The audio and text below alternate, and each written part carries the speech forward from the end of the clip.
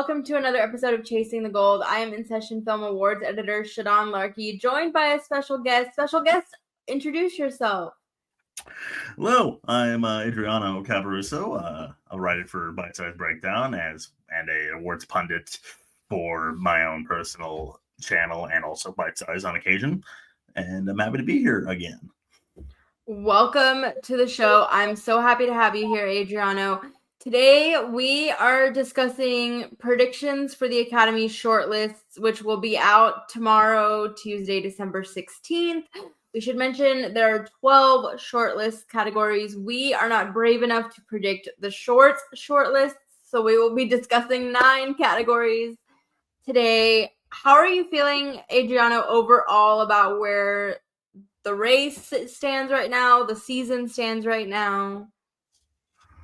I mean, we're at that stage where it's like, okay, we know who our locks are. Like, at least in terms of like the overarching like picture, we know who is not sweating anymore. So like One Battle, Sinners, it was just an accident.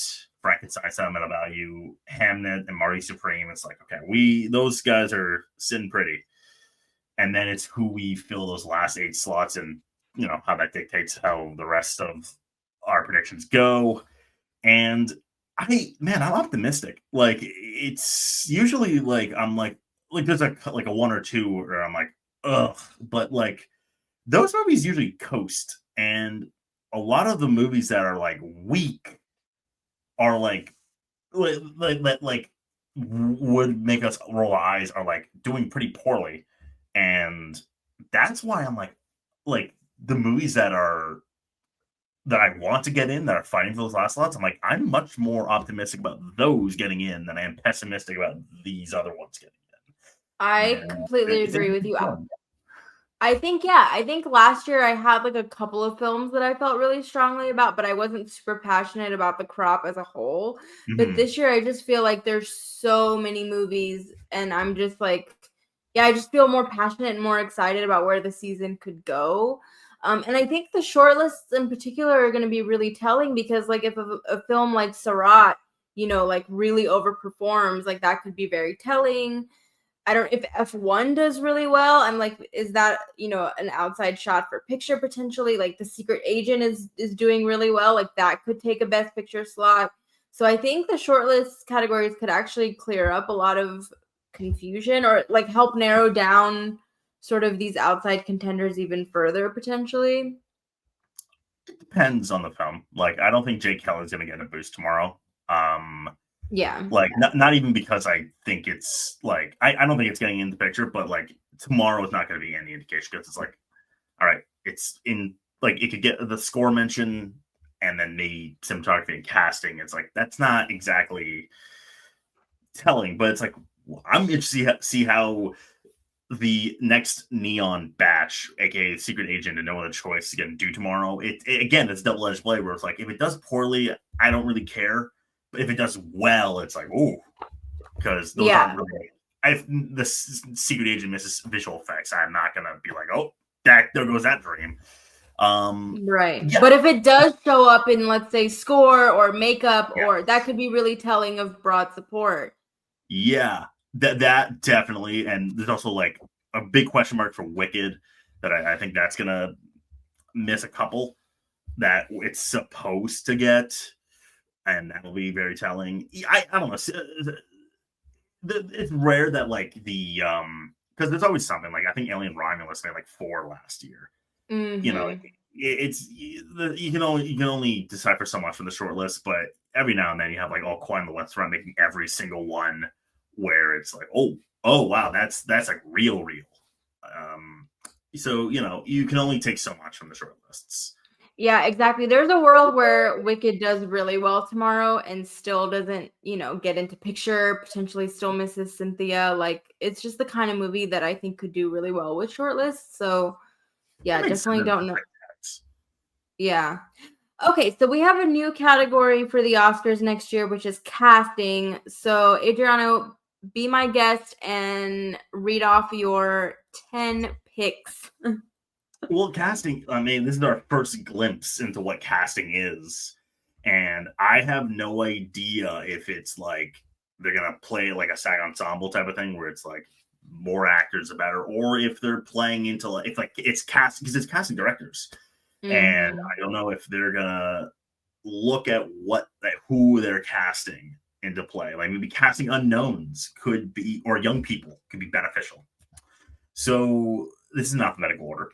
The 10 I landed on are Frankenstein, Hamnet, It Was Just an Accident, Marty Supreme, No Other Choice, Nouvelle Vogue, One Battle After Another, Rental Family, Sentimental Value, and Sinners.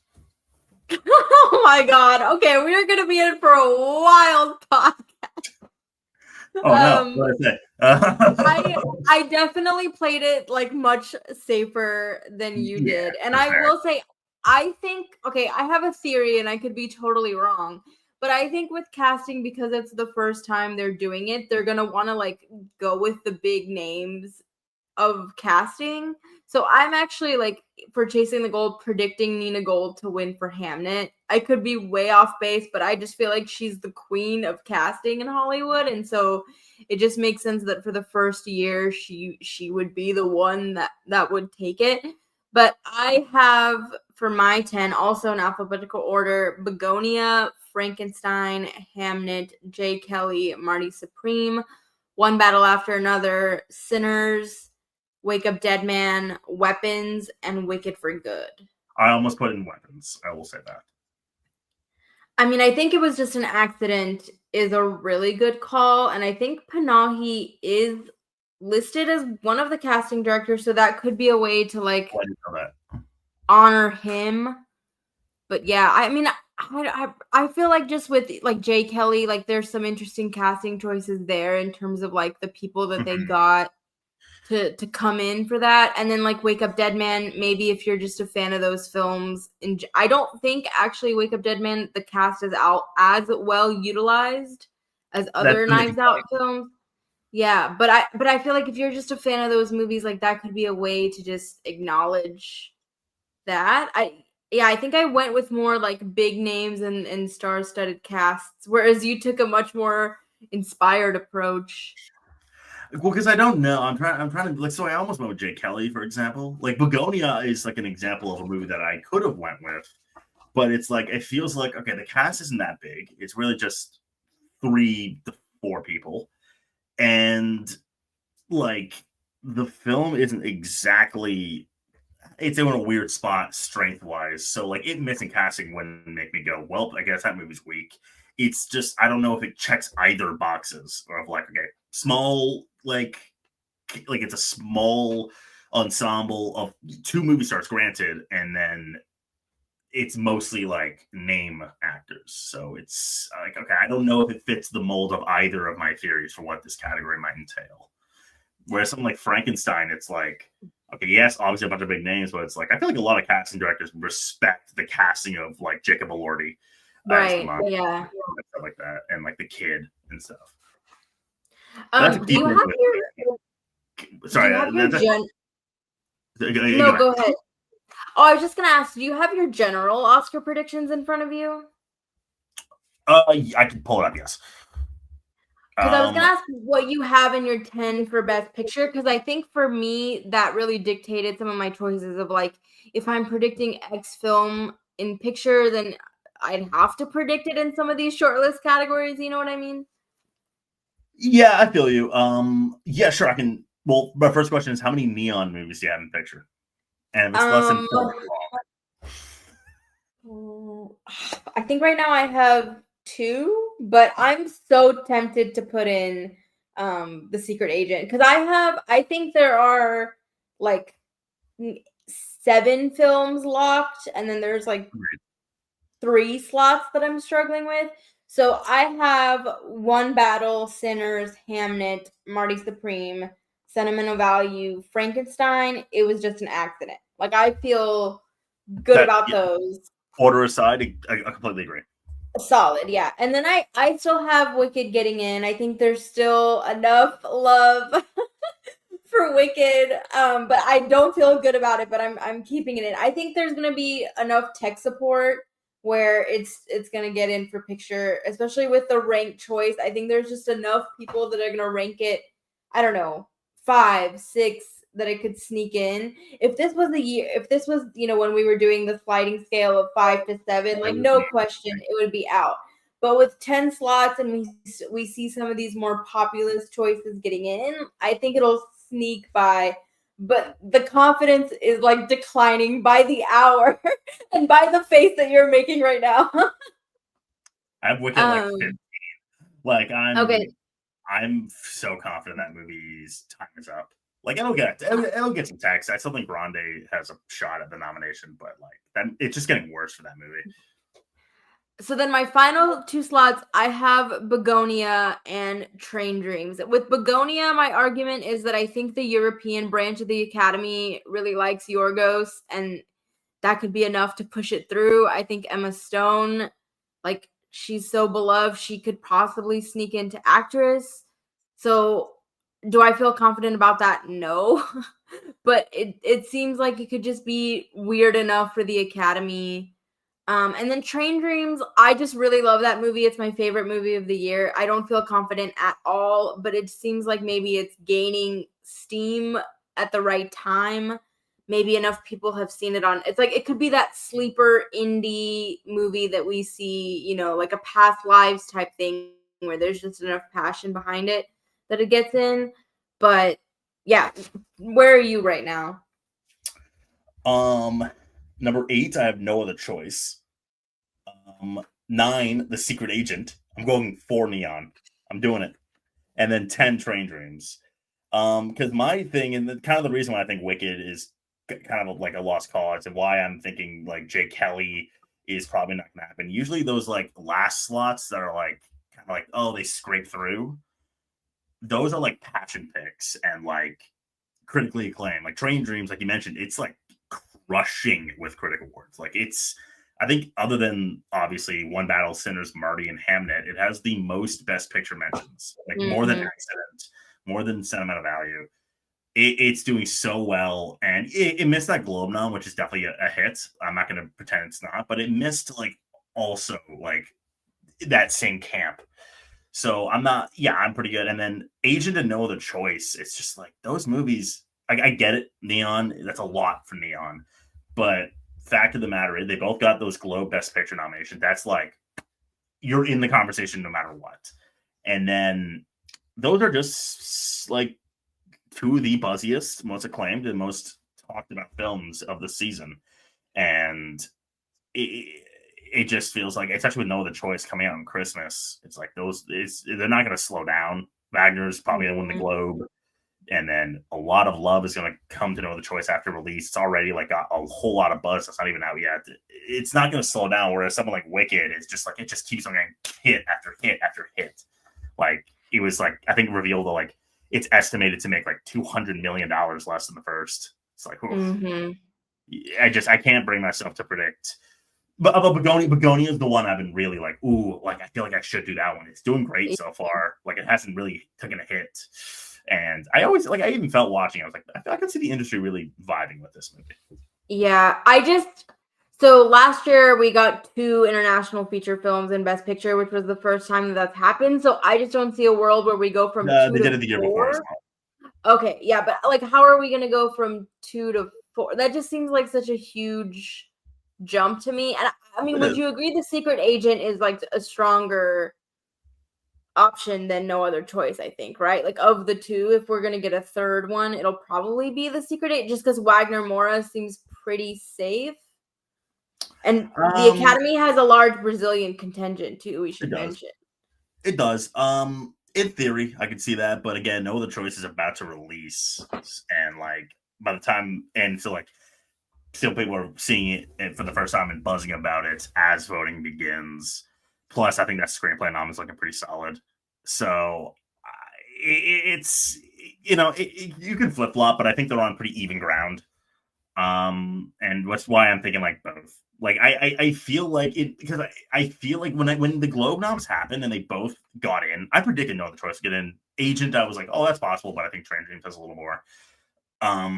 When that happened, I was like, okay, those two have cemented themselves as contenders. Like they are in the conversation no matter what happens, and the season's still going to keep going, and they're both getting rewarded still at critics. Like No Other Choice is actually starting to really pick up with critics. Secret Agent's already been doing well. It's like these movies aren't slowing down. Like guilds may give them both hits, but when that At the Long List comes out and we start seeing like some smaller things that critic groups keep chiming in, and these movies get more audiences, I don't see when they're gonna stop. The Academy has never gone for Park Chan-wook films, though. That's kind of my, I don't know. And I have to throw out something crazy, which is I think Sarat is in a really good position right now. So is there a world where Sarat makes it in and then one of these other contenders that we're so sure of in international misses? And could that film be No Other Choice just because the Academy has sort of ignored Park Chan-wook? Like, is there a world where we're overestimating one of these international features? In picture, not for Or like not for Sarat. not in picture, like in the international feature film category. Like, is there a world where Sarat gets in, the voice of Hin Rajab gets in, and then something that we consider locked misses? Because that's happened before. It's happened before, but I think both films have kind of cemented themselves in the picture race too much to miss international. Like, yeah, I know Decision Leave miss, but like, hey, Kleber Mendoka, Phil Ho's never done any of his films in before. Either has Panahi. You know, when it's time, it's like Trier never got in until Worst Person in the World. It's when it's time, and the Academy has evolved. I don't particularly see a like a spite towards Park in particular. It just so like we remember that miss more than we remember Baccarat's miss. I understand, like I get it, but No Other Choice has cemented itself too hard as a strong play. Like it got an acting nomination at Globe. Like that's like okay, you're like on top of its Best Picture nomination. It's like okay, you're not going to be ignored this time.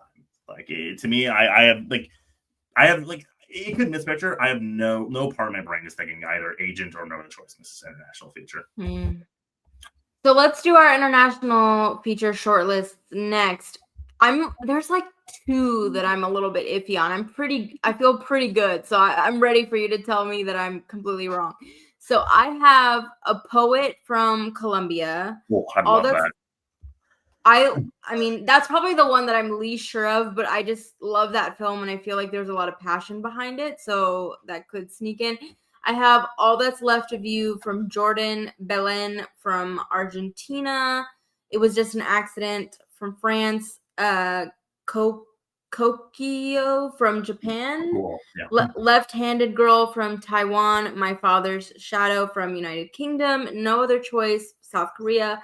Palestine 36 from Palestine. Sentimental Value from Norway.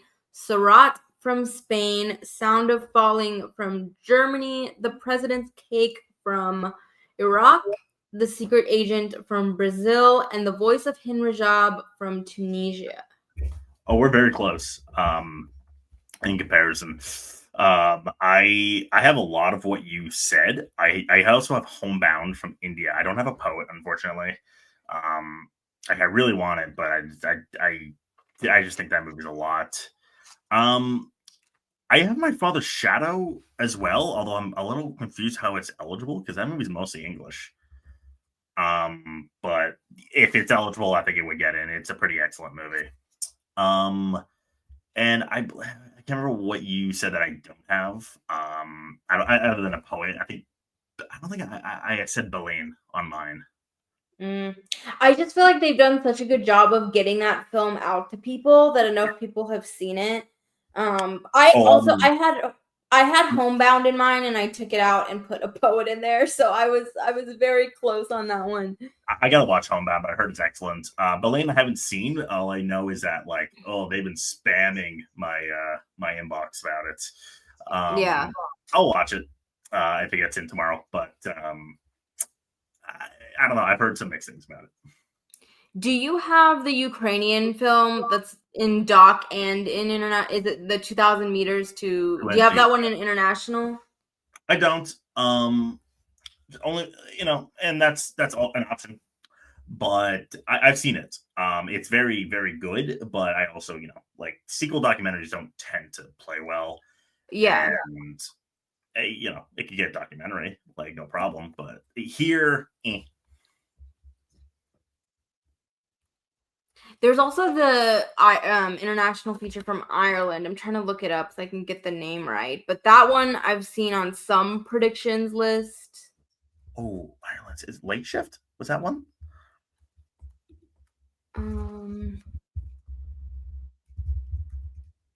No.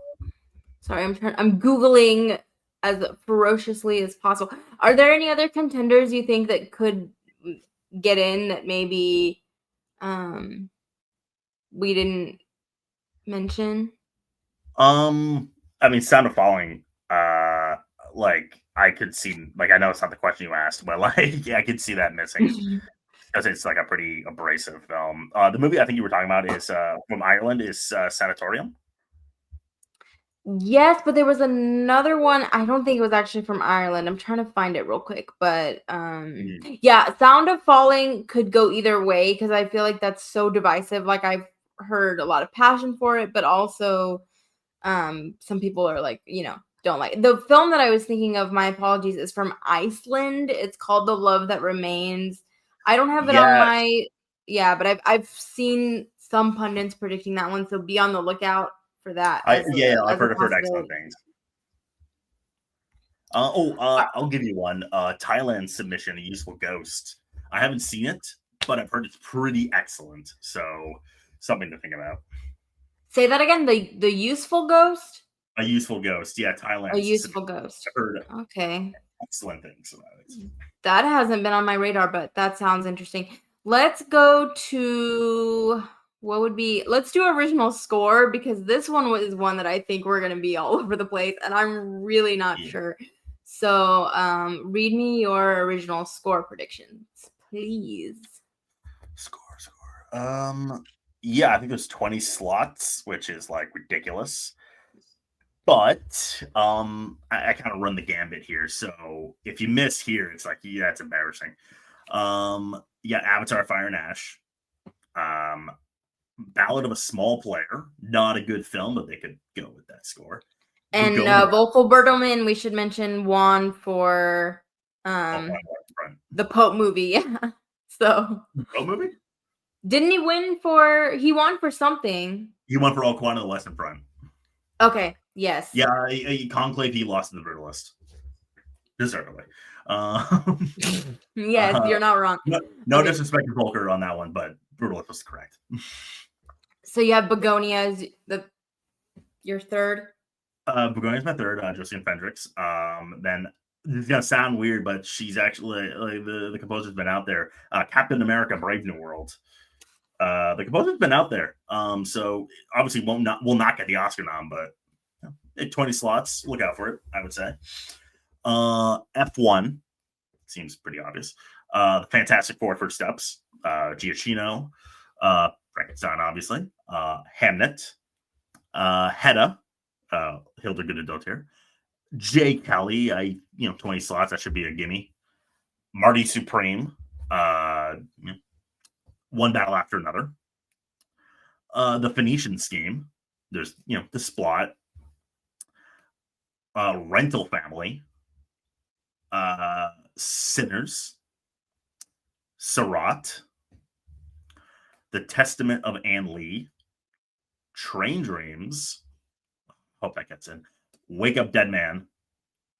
And Zootopia 2. Okay. I think there's a few that I have in there. I had Captain America in there, but I took it out. But that is wouldn't surprise me at all. I have the Smashing Machine. I have Tron Ares. I don't know if you said that one, but it's Reznor and Ross, and so I feel like they're just enough of a name where I think they could get in, even if that film is, a non-starter pretty much everywhere else. It sucks. Yeah, I thought about that too. Yeah. Yeah, I didn't. Quality and the Oscars don't always go hand in hand. It's not, and none of these predictions are necessarily like an endorsement of any of these films. Not exactly, no. Yeah, but yeah, no, I don't disagree. I have Nathan Johnson for Wake Up Dead Man. I don't feel confident in that one, but 20 slots, sure. and then I have John Powell and Stephen Schwartz getting in for Wicked for Good. They're just a name, a big movie. I think with 20 slots, I don't have Wicked getting a nomination, but I think they're pretty safe as a possibility for a shortlist mention at least. They could be in theory. I just think like Wicked's gonna take some strays tomorrow, and this feels like an easy place for them to take a hit. Where it's like, okay, you got nominated last time, and then this time it's like, I don't know. I feel like enough people will be like, well, what's the original? Like not the play.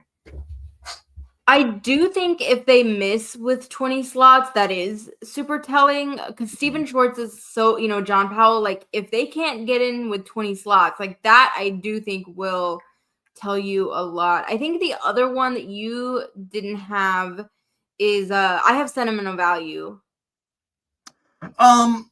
It's so funny as I heard like out of Cannes, it's like, oh, this could be a real score contender. Then I saw the movie and I'm like, shortlist. I mean, maybe, but I just feel like Sentimental Value is not a score contender in my head. It's honestly that's a blind spot. I didn't even think about that, but I don't feel like I'm going to put that one in. It's like, okay, like I get it, but I just don't view that as a score contender. And there's a couple composers that have multiple films. Like you mentioned Alexander Desplat for The Phoenician Scheme. I have him in for Frankenstein. He could easily get in twice. And Bertelman also did the score for A House of Dynamite. So he could get in twice or get in for one film and miss the other one, I guess. Yeah, I thought about Dynamite, but I think, the criticism exists for that score. Yeah. And how it's just the Conclave score. Maybe they won't notice, but that's where my head's at. Speaking of House of Dynamite, let's do sound because I don't think I have a House of Dynamite anywhere in my short list. Do you? Yeah, I don't have it either. Not once. So for sound, I have Avatar, Fire and Ash, F1 the movie, Frankenstein, Marty Supreme, Mission Impossible, One Battle After Another, Sinners, Springsteen, Deliver Me from Nowhere, Warfare, and Wicked for Good. Yeah. Solid. We're pretty similar. I have Avatar. I have F1 Frankenstein. I got K-pop Demon Hunters. That's a good call because the sound branch. So my argument for Springsteen, which I think is like dead, but they love musicals, and that sound team is like such a nominated sound team. Like I think between them, I don't even know how many nominations they have, but like including K-pop, that's such an inspired pick. I love it. Yeah, it's like, okay, music and action. It's like, all right, that's their bread and butter. I got Marty Supreme in there for the short list. That I saw the movie and thought I don't have it predicted for the Oscar, but that's a sound movie in my eyes. One Battle After Another, Sinners, Surratt, Warfare, and I do have Wicked in here.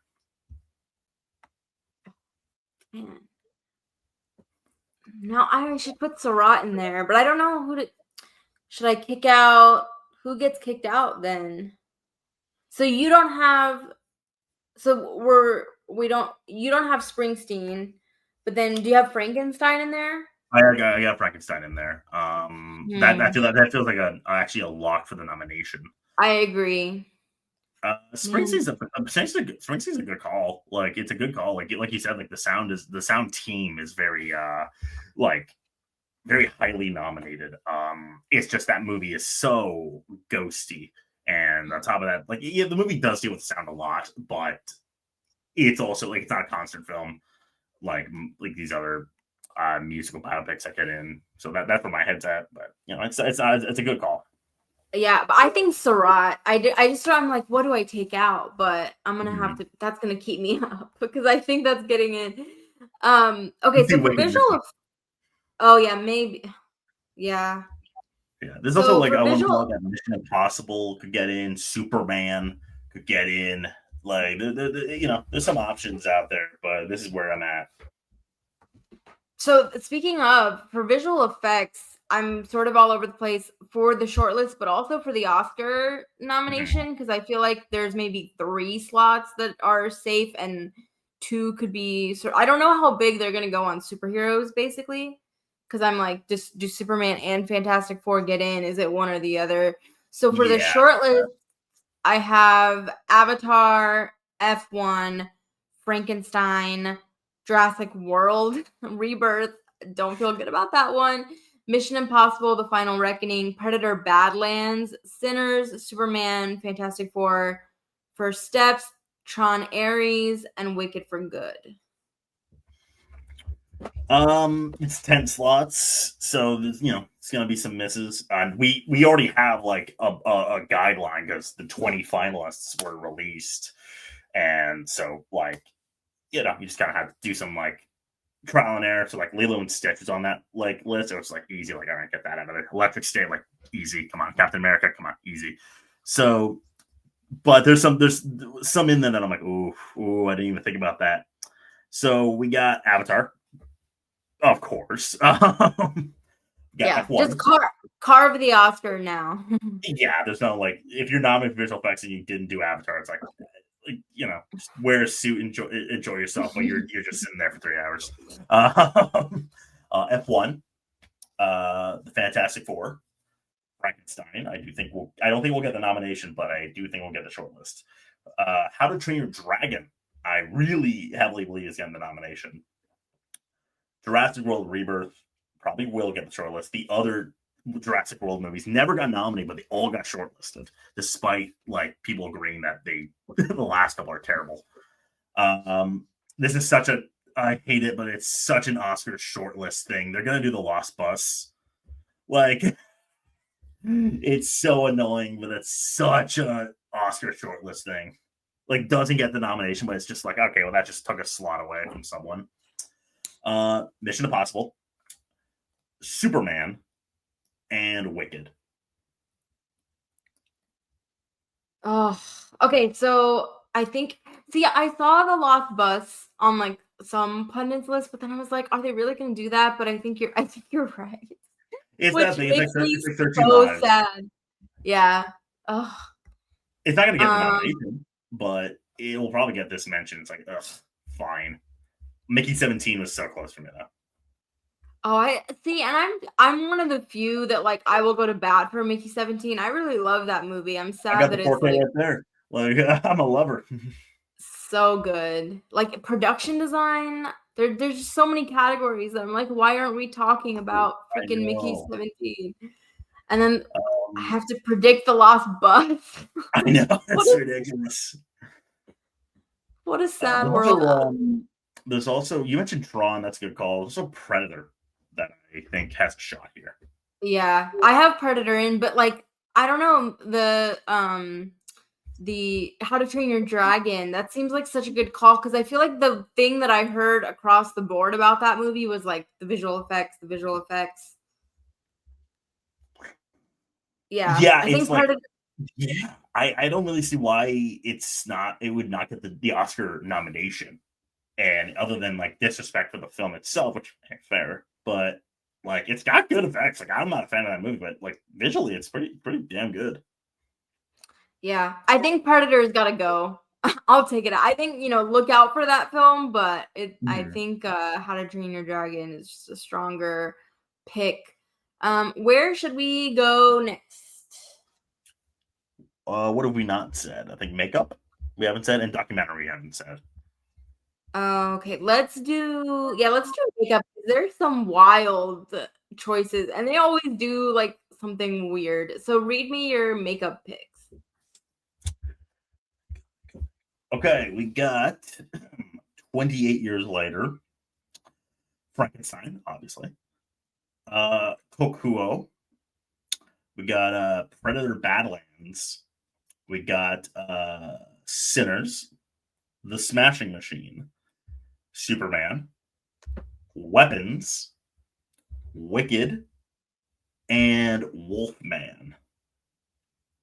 Okay, I have a question about Wolfman. Is that film like even coming out It came out in this January. year? It has? Okay, Oh, it's because been it's out like, all year. but I just feel like it like came in because I had it predicted for such a long time, and then I took it out of my like long list of 10 Yeah. because I just feel like, are they pushing it though? Like, is and Oh no, but like movies like that in like a short list, that's not impossible. Like yeah. it's either it gets in or it misses short list because nobody saw it. No, I thought because I like I said, I have 10 on in session, like my Oscar picks for all the categories. So I had Wolfman in that 10 for the longest time, but then I was like, where is this movie? Like it just seems completely dead. But It, it, that's it's it's a ghost, but yeah. the prosthetic work is pretty insane. But yeah, to your point, like if people have seen it, it's exactly the kind of movie that they are obsessed with. Like, I don't think it's gonna win, but like in another year, like it could win easily. Like they just love movies like that. So I think your list is like way better than mine, and I'm probably gonna steal half your picks. But I have 28 Years Later, Blue Moon, Begonia, Frankenstein, Kiss of the Spider Woman. I know that film is like completely dead, but the hair and makeup is really I thought about good. that one. I thought about that I one. have, yeah, One Battle, Sinners, Smashing Machine, Weapons, and then Wicked for Good. Mhm. I mean, I can see Wicked missing this. I can see the Predator missing this. If they aren't aware that the Predator thing was practical. And then Kokuo is like, I just heard the makeup. I haven't seen it. I just like, oh, I heard the makeup's big. Blue Moon, they could, but it's like they balded him a little bit, and that's about it. I don't know if they'll like go there for it. But did you say Superman? I didn't, because I can't remember, is there a lot of makeup and hair in that? Oh. The Anthony Carrigan character is like full body prosthetics. Okay, yeah, I think Blue Moon, I'm gonna take that out. And I don't know. I just have a feeling about Kiss of the Spider Woman. I don't know, but I I don't just think have it will. I but don't think we'll do one battle. see, okay, I also don't think so, but then I'm like, I feel like it's the kind of thing where when they like a movie, they're just gonna put it in a bunch of these shortlists. And the Sean Penn, like everything they do with him is enough to potentially get it across the line. I agree with you. It's like probably, not very strong, but Hmm. There is another one we didn't say. Neither of us, like the two I would say, neither of us said that could make it. One of them is Christie. That's like I mean, that movie is like talking about being a ghost. But it's a possibility. And then the one I really almost put in was Warfare. that would be a good see, and these are like they're all so deserving. So I'm like, I don't know. Because I really liked Warfare. There's another movie that I'm like should be like Warfare and sound like that should Yeah, get that nomination. Like that sound design is so good. it might honestly. It might. And can I tell you a film that I'm obsessed with the sound design that it's like never gonna happen? But If I Had Legs, I'd Kick You. Oh, that would The be such a sound good. in that movie, I know, like that would be such an inspired like nomination, like if they're paying attention, because I loved the sound in that movie so The sound much. work in that movie is bonkers. So good. But I think Okay. the one pick is going to be Sarad this year. Yeah, I agree. But now that I'm depressed, let's do original song because there's also some wild places for this category to go. So I have Avatar, Fire and Ash. Sorry, the song. I'll do the song titles first. So it's Dream is one from Avatar. Salt then sour then sweet from Come See Me in the Good Light. That's performed by Sarah Bareilles and Brandy Carlisle. So big name there. I have the Diane Warren song Dear Me as performed by Kesha. I have two F1 songs here. I don't feel good about any of these. but I have Drive, the Ed Sheeran song, and Just Keep Watching from Tate McRae. I think she got a Grammy nomination. One of these was nominated at the Grammys, I think, and the other one was a Critics' Choice. And then I have Highest to Lowest from the film Highest to Lowest, Golden from K-Pop Demon Hunters. I have both Sinner songs, I Lied to You and Last Time I Seen the Sun. And then Our Love from the Ballad of Wallace Island, Clothed by the Sun from The Testament of Anne Lee, and Train Dreams from Train Dreams, and then both Wicked for Good songs, The Girl in the Bubble and No Place Like Home. And lastly, Zoo from Zootopia 2 as performed by Shakira. Okay, yeah, we definitely got some overlap there. Song is like this, so each of the songs I'm like, oh, I didn't even know that existed. So that's typically, and every time the shortlist comes out, I just make the playlist and just like listen to all of them and see how I feel. But just based on what I know, what I think is gonna happen, I have Clothed by the Sun for the Testament of Anne Lee in there. Dear Me from Diane Warren.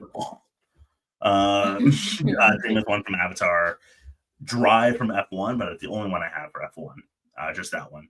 The Girl in the Bubble for Wicked. Golden from K-pop. Highest to Lowest. I Lied to You and Last Time I Seen the Sun, both from Sinners. This is a me pick. I went with My Baby from Materialists. I love that. See, I would totally put that in there. No Place Like Home from Wicked. It's not going to get the Oscar nomination, but like shortlist, it should be safe. Salt and Seven and Sweet for Come See Me in the Good Lights. Stolen Tale from Hedda. Train Dreams. And then Waiting on a Wish from Snow White, which I know the movie Snow White, but that's a damn good song. Yeah, the Hedda one is a good call too. I was towing with that one. Hedda is another film that I'm like, it could do really well or it could get absolutely, there's an argument for costumes but I don't know. I don't know what to make of Hedda.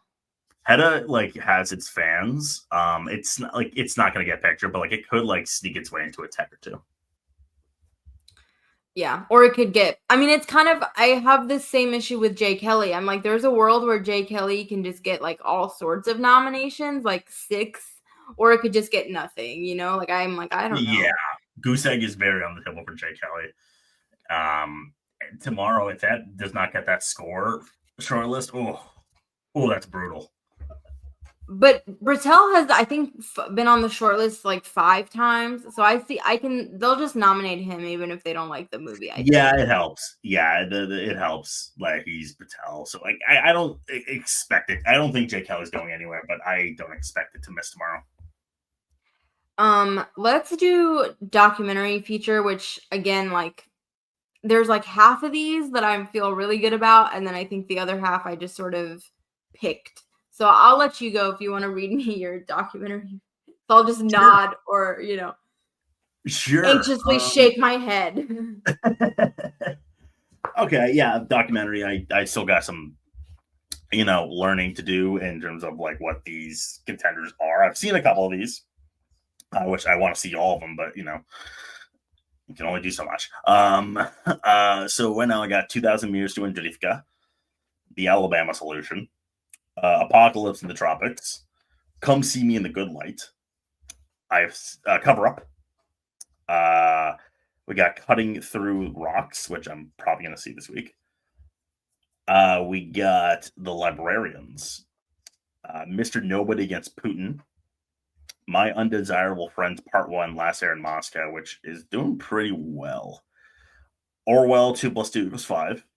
The Perfect Neighbor, Put Your Soul on Your Hand and Walk, Predators, Seeds, and The Tale of Cillian, a movie that I saw at TIFF on a whim and have been saying since I saw it. I'm like, that's a nomination right there. Is that streaming yet? No idea. Okay, because it's from National Geographic, I think, so it should be available, like, maybe more readily available than some of these other ones. Okay, so we have some overlap, but then I have some that you didn't include. So I have 2,000 Meters. I put in Afternoons of Solitude because I feel like there's some passion behind that film. Ooh, That's a good one. Yeah, but not sure. And then I have Apocalypse in the Tropic. I mentioned, Brazil has a large Academy contingent. Come See Me in the Good Light, Cover Up, Endless Cookie. Sometimes these films with crazy titles do well to put them on the short list. It's Never Over, Jeff Buckley, Mr. Putin, no, Mr. Nobody Against Putin, Orwell 2+5, Put Your Soul on Your Hand and Walk, Seeds, The Alabama Solution, The Librarians, The Perfect Neighbor, and The Tale of Cillian. Yeah, you know what one neither of us said that I think has a shot is The Eyes of Ghana. A movie that I was planning on seeing at TIFF, but heard not the greatest things, so I skipped it. But it's pretty Oscar baity from what I know. It's about a filmmaker. Yeah, I had that one on my. That's such because I had that on my long list for so long, and then I felt like it wasn't going anywhere. But that's a really good call. Cutting Through Rocks also was on my long list for a long time. That's a really good call. Neither of us mentioned the Mariska Hargitay one, just because like the Academy doesn't like celebrity docs, but that could be a long list. Could Like be a she could get long long list. Yeah. but yeah, kind of like you said, it's the celebrity documentary. Like that's how you predict who one gets snubbed. It's like, is it about a celebrity and life to death? They're probably not getting in. The John Candy one's not getting in, for example. When the one we didn't say correctly because it won't happen, but it's an excellent film, and that's Black News. That's a like experimental documentary, so I'm not expecting it. But if they got in tomorrow, I'd be like, oh, that's lovely. Black News. All right, that wasn't on my radar. I'm writing it down. I'll try to check For it the out. record, it's spelled literally in all caps BLKNWS. All right. Well, I have a question. How many sort of Russia, Ukraine docs do you think are going to get in there? Because I didn't put in my undesirable friends for that reason. Because I was like, I have Mr. Nobody, against Mr. Nobody Against Putin, and I have 2,000 meters. So I was like, am I going to put a third one in there? So I took it out, but I could see it getting in there. So I'm not sure like how. For a short list, I don't think there's there's too many when it comes to like a prevalent subject at hand. My undesirable friends, I only really put in because it's doing really well. Like it's been winning like a lot, so that's why I put it. It's 5 hours though, so like it's like all right, that's a commitment. So I don't know. I don't see them like cutting down on a subject matter, especially one like Ukraine where it's like they care about that. Well, see, you just took me on a ride with that one because I was like, okay, I'll predict it. But then you said it's 5 hours. Then I'm like, maybe I shouldn't predict it. I don't know. Yeah, the only reason I'm predicting is because it's been like winning. Okay, I'll put that one in over the Jeff Buckley one. Yeah, I've heard it's good. I just, again, celebrity stuff. Did we do cinematography? We did not, and this is the first year we're doing one. We're doing a cinematography short list. All right, read me your cinematography list. Okay, I believe it's 15. So I got just a curveball right out the gate. Anemone. Can I tell you? Yeah, okay. So I didn't like that movie, right? But the thing that stood out to me, I was like, the cinematography of that movie is so like it's so striking. Where I didn't like, but I was like, I want to keep watching it, and not because of the Daniel Day-Lewis factor. I was like, I just want to keep watching it like on mute and just watch the cinematography. I saw like a week before the New York premiere, and I just had to I just told I had to tell everybody in private how I felt, and I was just like, look, looks beautiful. Daniel Day-Lewis is fantastic. Not a good movie. But yeah, I do think Anemone will get shortlisted with 15 slots. That feels like something they could pull off.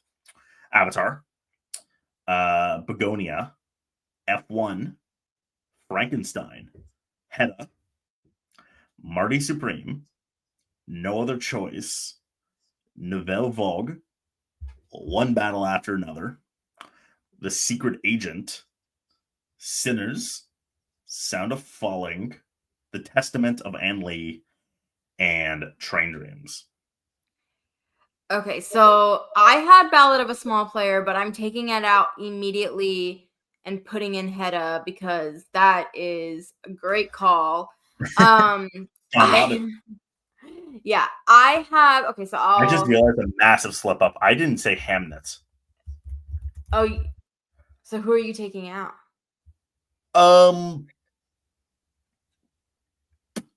Let's go Sound of Falling. They don't have to do that. It sucks, but they don't have to do that. Okay, so I have Avatar, Fire and Ash, Begonia, F1. Did you say F1? I did say F1, yeah. Okay. Frankenstein, Hamnet, Hedda, Jay Kelly because it's Linus Sandgren and he's very popular with the cinematography branch. Marty Supreme, No Other Choice, Nouvelle Vague because it's black and white and they love black and white. I don't like that One movie. Battle. Yeah. That's another one. I'm like, but it looks good. I have to be honest, I'm not a fan of either Linklater films. I can appreciate Ethan Hawke in Blue Moon, but that film just dragged for me. Like I watched it again thinking that I would feel differently and I'm like, no.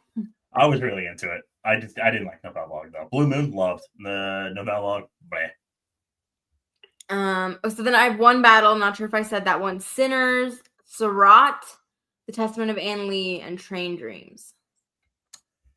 Yeah, like you said, there's some names in here that some that we didn't mention, like Matthew Libatique, who did His Thing On, like not exactly a cinematography movie, but the camera work in that movie is pretty interesting, actually. Darius Wolski did Nuremberg. They could do that. Barry Ackroyd for House of Dynamite. I almost, just for fun, put in 28 Years Later, but I was like, they ain't cool like that. That's another movie. I really like that movie. I think it looks good. It sounds good. That movie should be all over the place. I don't have a faith that it will be. I should make room. I should make room for The Secret Agent, but I'm like, I don't know. It doesn't have to get them, I would say. Man, so many hard choices. Okay, so before I let you go, I have one other sort of category that I wanted to discuss with you that I'm struggling with, which is Best Supporting Actress. Because I feel like you're going to go to bat for somebody that I'm not sure about, and I would love to hear your argument. Okay. So who do you have predicted for the 5 Best Supporting Actress contenders at the Oscars? The 4 I'm pretty secure in. That I'm like there's paths for some of these to miss, but I'm like, in this point in time do not see that path existing. The 4 for me are Tiana Taylor for One Battle After Another, Amy Madigan for Weapons, Inga Ibzar-Lillayes for Sentimental Value, and Elle Fanning for Sentimental Value. And then number 5, I'm fluctuating, but right now I have Gwyneth Paltrow for Marty Supreme. So you have Ariana missing? Yes. Okay. See, I have Ariana. I have the 2 Sentimental Value, Tiana Taylor, and then I have Amy Madigan in my number 5. But I need to hear your Amy Madigan argument because I'm not. I only have her in because I'm like, I think the Marty Supreme people could split, and so I don't feel confident about either one. So I have Amy Madigan, but why is she the horror performance that's going to get across the line? Like, explain it to me, Adriano. I don't understand. Sure. I'll tell you as an early believer, Amy Madigan, who now believes that she's on the precipice of winning. Weapons as a film has really, that to me has crossed the line of the horror line, if you will. Like that movie is just you look at critic top 5s and it's making them. Madigan's already got a head start with critics. She's been winning. She got the nominations so far with critics and Critics' Choice. That makes sense. Golden Globes makes a little less sense. So, and she, Madigan's not nobody. She's a previous Oscar nominee. She is a bit of a veteran, a bit of a comeback performance from her. I didn't even know she was in the movie until I saw it. I didn't even know it was her until after. She's no legend or anything like that, but she is a veteran. And it's the character on Gladys, she's a bit of a pop culture staple of the year for film. She is giving a big showy villain performance. She's caked in makeup. She's doing she's got a very big personality. in this movie. And just from a logistics standpoint, she's got those 2 nominations, like I mentioned. She's got her critic wins. SAG's gonna nominate her. Like, we know that. Like, that's pretty locked up at this point. And then BAFTA, one could argue, is like where she lies. But I've seen that fallacy a lot with BAFTA, where we just assume that the populist pick misses BAFTA, but then they just get in, like, like Margot Robbie or The Wicked Women or like Will Smith or Maria Bakalova. So to me, it's like Madigan has, to me, secured her spot. She's done everything we thought, like everything I was afraid of, she wouldn't do, she's done. Like, she's secured herself as becoming like a staple of the race. So, and plus weapons might get makeup. So to me, Madigan has really secured her spot, and honestly, she will probably just win the Critics' Choice. Like, honestly, Yeah. I have Teyana Taylor winning the Oscar, but I think Madigan might win the Critics' Choice. Here's the thing is, like, I can't really argue against any of your points, but it's like you said, oh, weapons might get makeup, right? Like, normally when horror performances do well at the Oscars, there's like broad support for the movie. Like, The Substance got 5 Oscar nominations last year, why am I blanking? Kaluuya, The Silence of the Lambs, like these like big. So I just feel like if Weapons is theoretically going to be Madigan and nothing else, that just seems so, if it was getting into screenplay, like I would feel pretty confident about it. Or like if it seems pretty locked in for makeup, like that seems safer. But it just seems like if it's just her, I don't really know where the confidence comes from, given that the Academy still very much has a bias. Like, she is a veteran and she's a previous nominee, but so was Lupita. So was, I'm blanking on who was the one from the Ari. Yeah, Toni Collette. Well, there's just argue so many, Emily Blunt, like she got really close. She couldn't get across the line. Like, all those films seem more popular and had additional nominations potentially. So like, what is the Amy Madigan thing? Because yes, it is like, she's become a popular cultural thing, but so was Us, I'd argue. You know what I mean? Like, we've seen other horror films that have been in this position that couldn't get their actresses over the lines. What's different here? I think the Academy's different. I think the Academy in general, I think nowadays Lupita might have gone in. I don't know if Toni Collette would have, just because Hereditary is just an abrasive film.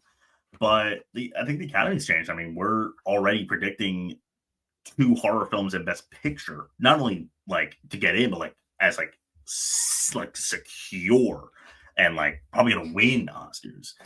And so that's what I would say is different. Is the culture has changed, the Academy has changed. I think horror as a genre has been much more broadly embraced. And Weapons does have broad support as a film, especially for her.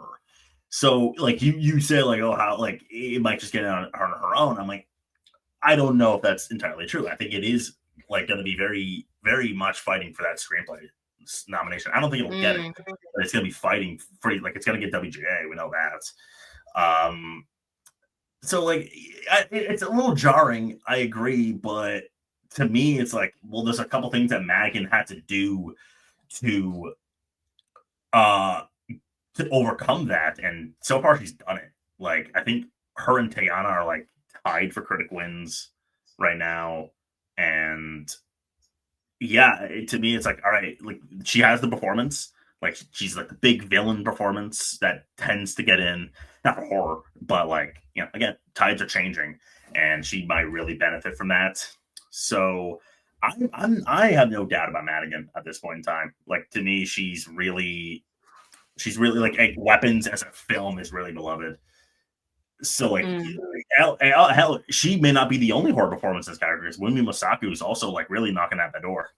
So yeah, I'm honestly, to me, for Madigan, the question is, could she win?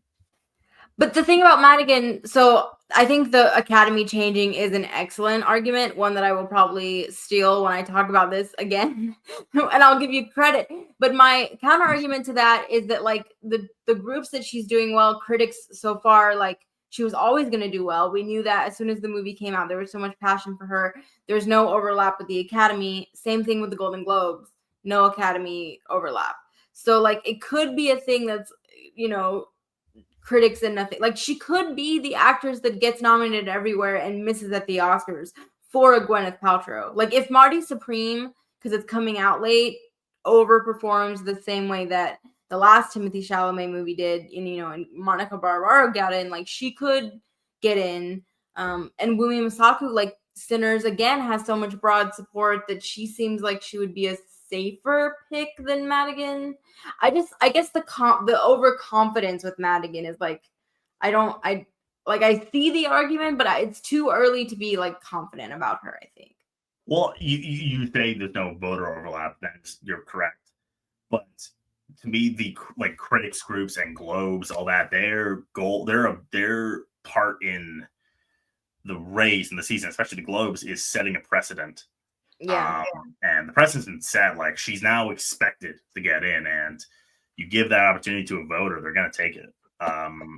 And yeah, her being on her own mostly is a little strange. I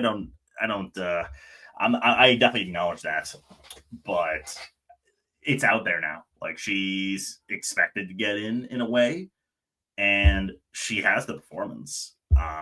She has the passion. Like this is a passion contest when all is said and done, and that's why I have no qualms like putting my reputation on the line to say Madigan could win. That's why I don't have that qualm. I'm like, I'm ready to say, like, I think she will? Probably not.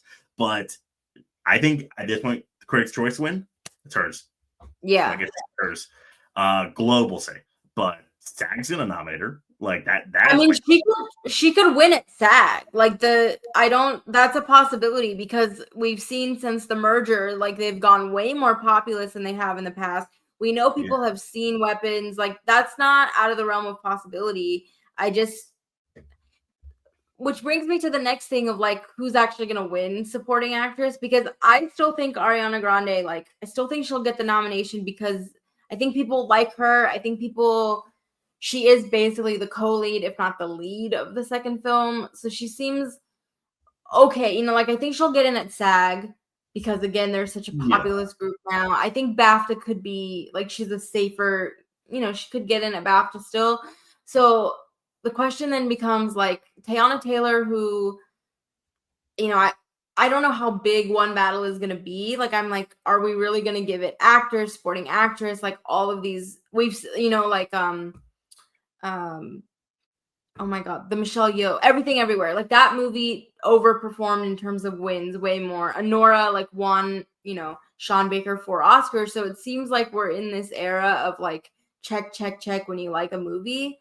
So like the sort of logical choice is, okay, Teyana Taylor is going to go along with that. But then I think performance-wise, like there's a lot of love for Inga as well. And like that could happen. But then I'm like, is sentimental value strong enough to get potentially supporting actor and supporting actress? I don't know. And then I don't think either of the Marty Supreme, I just don't know if either of them is gonna, you know, come across like enough to win. So yeah. Have you seen Marty? I haven't. No. Okay. I'm like fingers crossed for a screener. Somebody please send me a screener to Marty Supreme. I mean, Odessa's, I would say, is the better performance, but like Gwyneth to me does enough to be like, all right, she's the name. I think she'll like they're not gonna win though. Like you'll see, like they're both excellent, but they're not win the stuff. I give Inga a puncher's chance at a win. You asked like if Cinematic is strong enough. Like the movie could be strong enough for like her to win.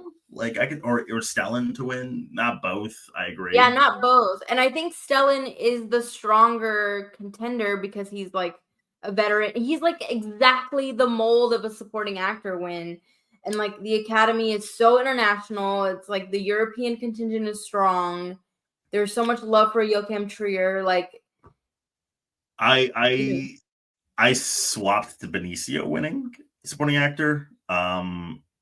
Like he's been steamrolling. Like it's like, whoa.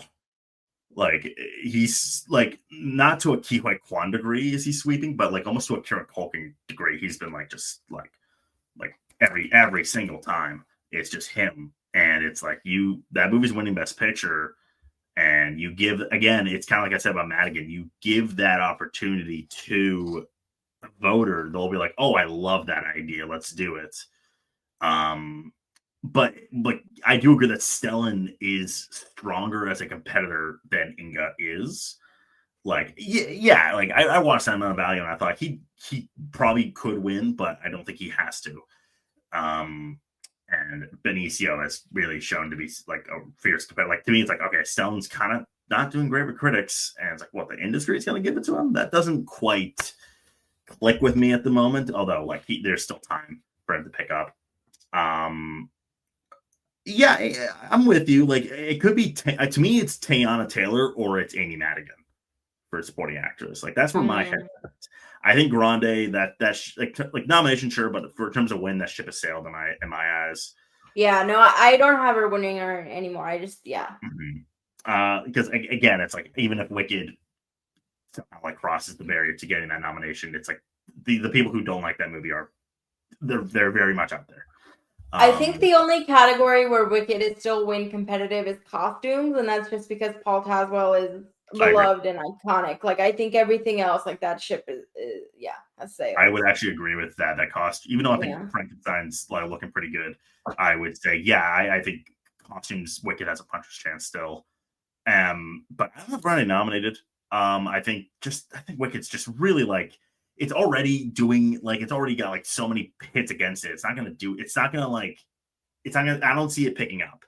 Like, like picking itself back up because it's like, all right, people don't really like it. And even those who do like it are like, but it's worse than the first. So it's like it's already like in a weak spot. And Grande in theory could survive that. She's like pretty universal, like in terms of acclaim, like even the bad reviews. But again, I'm already seeing like people who gave her critic groups that gave her the win last year not even nominate her. And like this might seem like an annoying point to make, but she is a pop star at the end of the day. Like this is her first, like this and Wicked Part 1 are her first like mainstream like I know she's done like small roles before. This is her first leading performance. You know what I mean? Like, and if they decide not to go for the movie, they could decide they're already seemingly skipping on Cynthia, who's more established as an actress. They might decide not to do Grande and in favor of a Wunmi Mosaku or a Marty Supreme woman, or even like, I don't think so, but Emily Blunt's kind of like a possibility. I don't think so, but like, like it's not impossible. So yeah, that's why I'm like Teyana Taylor or Amy Madigan. Teyana Taylor, it's like, I get it. She disappears after the first 40 minutes, but she owns that first 40 minutes. And even though I'm now predicting Benicio del Toro, I did kind of think to myself, it's almost appropriate for the only acting win for one battle to be like the supporting, like those two, like Tiana. So you're not predicting Leo? No, I'm still with Timmy. I saw that movie and I was like, oh, that's how you win. That's how you win an Oscar. Like he's going bonkers in that movie. One more question for you. We've already gone way long. I'm sorry for keeping you. Okay. I don't know. I would love to have you back, but in case I don't, since my sort of going out on a limb nomination right now is Train Dreams and Picture, which you're also predicting. So do you have something sort of out on a limb that you feel like really strongly about, or something you think you're just like, I'm gonna ride this thing all the way until the Oscars, even if I'm wrong? Probably the Neon 4 thing. I've been saying no other choice since August. I've been like, this is his moment. I can feel it in my bones. This is his most universal, like not his best, but it's Park Chan-wook's most universal project today. It's dealing with something so universal, like, which is, and timely. Yes, and it's about to be released. It's already got this mountain of momentum. Secret Agent No Other Choice have been a point of pride for me all year, really, because I called back back in March when I was just starting out for the year. I looked at Vague tomorrow and I'm like, that's something. There's something there. And then at Cannes, I thought it was going to win the Palme d'Or. It didn't, but I was like, Secret Agent feels really strong, and I had it in my picture lineup until they purchased No Other Choice, and that started to click. And now it's like those two are so beloved and so buzzed about and so like in there, like it's in the conversation too much to just disappear. That's kind of where I'm like, I know this is their both that where I'm now predicting 4 international films. Not only that, but predicting 4 international films from the same studio. That's unusual. That's not unusual. That's unprecedented. Mm-hmm. But again, this is a passion contest at the end of the day. Like amongst everything, the Oscars are a passion contest. And when you are fighting, like when you're like scraping, you're crawling for the last slots, being a film that is acclaimed and full of passion is what you want to be.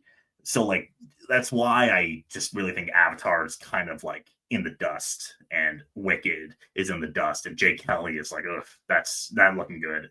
And why I'm going with these kind of artsy films like No Other Choice and Secret Agent and Train Dreams. It's like that's what you got. Like that's what you want to do to get to like you want to be those fighters for you know what I mean? You want like that's what you want. You want to get the number one votes. Because to me, it's much more likely that a voter would love all 4 of these films and just vote for all 4 of them than to penalize another, like to be like, I'm going to over sentimental value, but not no other choice because they're both. Well, you brought up a great point again. This is a new academy, and I think we're in unprecedented times because, you know, the only other person who won 4 Oscars was Walt Disney. So, and that was my argument last year. I was like, Sean Baker isn't Walt Disney. Well, apparently he is for the new academy. So, yeah, I think we're in unprecedented times. So unprecedented predictions make sense. Adriano, as we say goodbye, where can people find you and engage with your work? You're a fantastic follow on X and everywhere else. So highly recommend. Plug your socials, your work, anything you got. Thank you so much. I am a frequent writer on Bitesize Breakdown. Lovely website. Go check that out. I'm on Twitter all the time. I'm on Letterboxd. It's just my name, Adriano Caporusso. Twitter, Adriano Caporusso is my @ and then I'm on Letterboxd, and I have my own YouTube channel where I review what I feel like reviewing, and then I do Oscar predictions and reactions to award shows.